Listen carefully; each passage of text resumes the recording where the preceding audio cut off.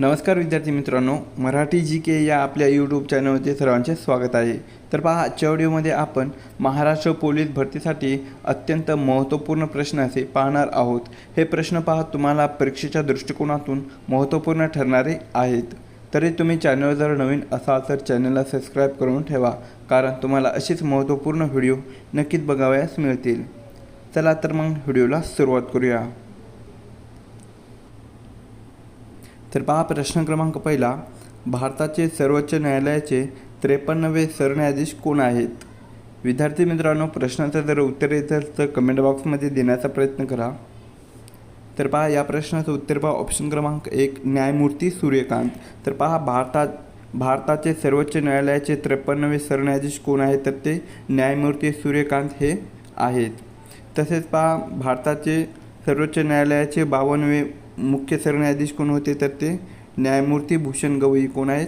न्यायमूर्ती भूषण गवई हे पहा 52वे सरन्यायाधीश होते.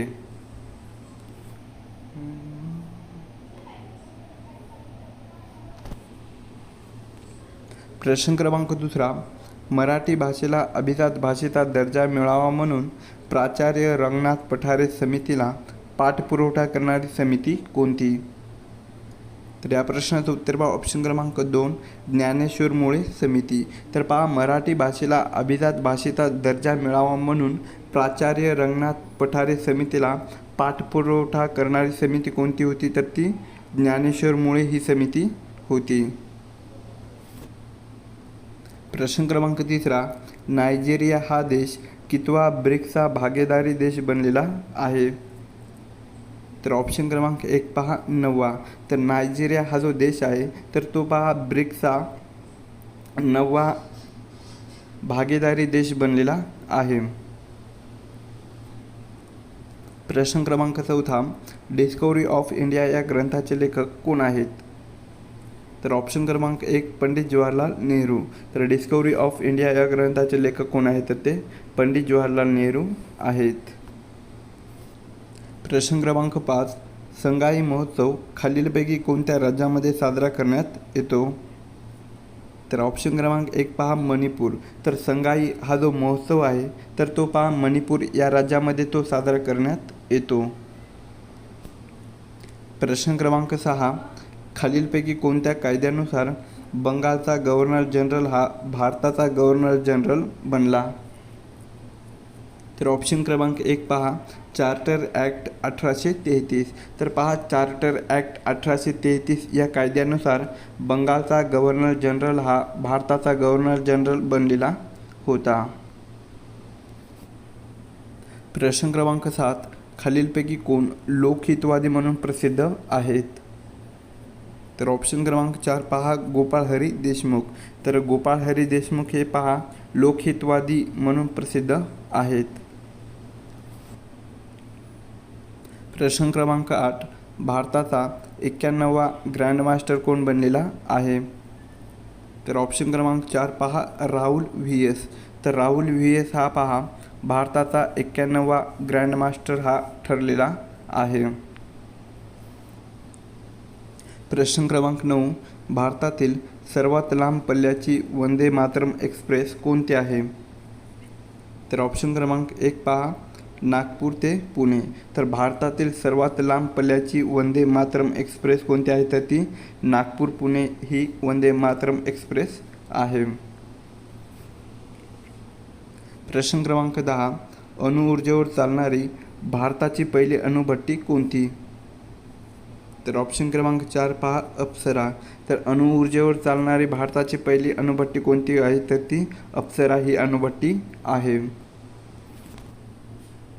प्रश्न क्रमांक 11, भारतामध्ये केंद्रीय माहिती अधिकार अधिनियम कोणत्या साली लागू झाला? तर ऑप्शन क्रमांक 2 पहा 2005. तर पहा, आपल्या भारतामध्ये केंद्रीय माहिती अधिकार अधिनियम हा 2005 या साली तो लागू झालेला होता. प्रश्न क्रमांक 12, राज्याचा पहिला कृषी आधारित अर्थसंकल्प कोणत्या राज्याने तयार केला? तर ऑप्शन क्रमांक 4 पहा कर्नाटक. तर राज्याचा पहिला कृषी आधारित अर्थसंकल्प हा पहा कर्नाटक या राज्याने तयार केलेला होता. प्रश्न क्रमांक 13, भारतरत्न मिळवणारे पहिले भारतीय व्यक्ती कोण आहेत? तर ऑप्शन क्रमांक 3 पहा, सी राजगोपालाचारी. तर सी राजगोपालाचारी हे पहा भारतरत्न मिळवणारे तर ते भारतातील पहिले व्यक्ती ठरलेले आहेत. प्रश्न क्रमांक 14, मराठवाड्यातील कोणत्या शहरास दक्षिणेतील काशी म्हणून ओळखले जाते? तर ऑप्शन क्रमांक 4 पहा, पैठण. तर मराठवाड्यातील पहा पैठण या शहरास दक्षिणेतील काशी म्हणून ओळखले जाते. प्रश्न क्रमांक 15, खालीलपैकी काव्यग्रंथ व कवीची अयोग्य जोडी आपल्याला ओळखायची आहे. तर कोणते आहे? तर ऑप्शन क्रमांक 3 पहा, भावार्थ दीपिका वामन पंडित. तर भावार्थ दीपिका वामन पंडित ही पहा अयोग्य जोडी आहे. तर भावार्थ दीपिका ही कोणी लिहिलेली आहे? तर संत ज्ञानेश्वर. कोण? संत ज्ञानेश्वरांनी भावार्थ दीपिका हा काव्यग्रंथ लिहिलेला आहे. प्रश्न क्रमांक 16, राष्ट्रीय काँग्रेस आणि मुस्लिम लीग यांच्या दरम्यान लखनौ करार कोणत्या वर्षी पारित झाला होता? तर ऑप्शन क्रमांक 1 सन 1916. तर पहा राष्ट्रीय काँग्रेस आणि मुस्लिम लीग यांच्या दरम्यान लखनौ करार हा सन 1916 कधी? सन 1916 या वर्षी तो पारित झालेला होता. प्रश्न क्रमांक 17, मराठी भाषेचे शिवाजी म्हणून कोणास ओळखले जाते? तर ऑप्शन क्रमांक 1 विष्णू शास्त्री. तर विष्णू शास्त्री यांना पहा मराठी भाषेचे शिवाजी म्हणून ओळखले जाते. प्रश्न क्रमांक 18, मुंबई उच्च न्यायालयाची स्थापना कोणत्या वर्षी झालेली आहे? तर ऑप्शन क्रमांक 4 पहा, सन 1862. तर मुंबई उच्च न्यायालयाची स्थापना ही सन 1862 या वर्षी झालेली आहे. प्रश्न क्रमांक 19, महाराष्ट्रात सर्वात कमी बाल लिंग गुणोत्तर कोणत्या जिल्ह्यामध्ये आहे? तर ऑप्शन क्रमांक 4 पहा, बीड. तर महाराष्ट्रामध्ये सर्वात कमी बाल लिंग गुणोत्तर हे पहा बीड या जिल्ह्यामध्ये आहे. प्रश्न क्रमांक 20, कोणत्या महसूल पद्धतीत शेतकरी जमीन मालक बनले होते? तर ऑप्शन क्रमांक 4 पहा, रयतवारी पद्धत. तर रयतवारी महसूल या पद्धतीमध्ये पहा शेतकरी हे जमीन मालक बनलेले होते. प्रश्न क्रमांक 21, पहिल्या वित्त आयोगाच्या अध्यक्षस्थानी कोण होते? तर ऑप्शन क्रमांक 1 पहा, के.सी. नियोगी. तर के.सी. नियोगी हे पहा पहिल्या वित्त आयोगाच्या अध्यक्षस्थानी होते. प्रश्न क्रमांक 22, राष्ट्रीय महामार्ग क्रमांक 6 व 7 खालीलपैकी कोणत्या शहरात एकमेकांना छेदतात?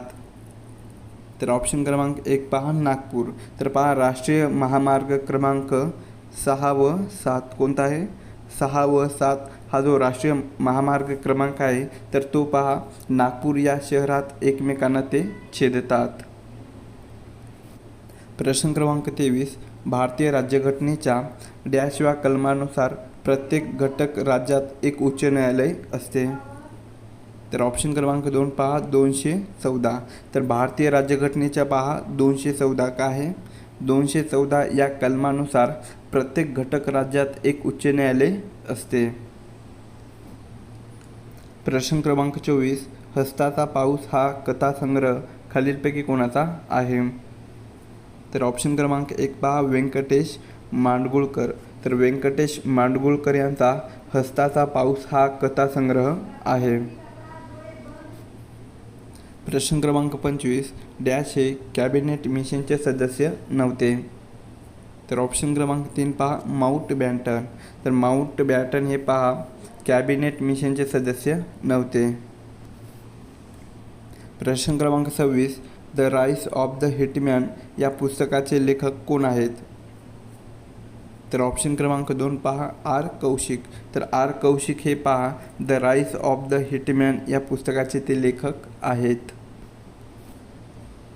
प्रश्न क्रमांक 27, महानगरपालिका सदस्य पात्रता वय किती आहे? तर ऑप्शन क्रमांक 2 पहा, 21 वर्ष.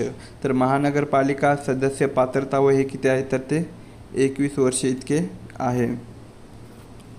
प्रश्न क्रमांक 28, ट्राजन गन कोणत्या 2 देशाच्या सहकार्याने विकसित करण्यात आले? तर ऑप्शन क्रमांक 3 पहा भारत आणि फ्रान्स.